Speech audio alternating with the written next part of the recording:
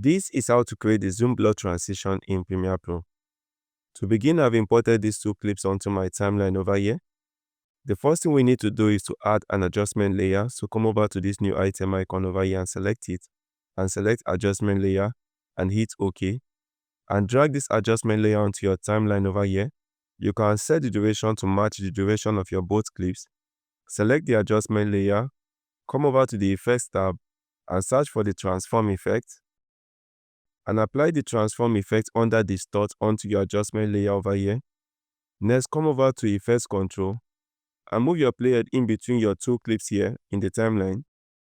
And move over to Effects Control and toggle on the stopwatch next to Scale under Transform, and increase the value for Scale to 400.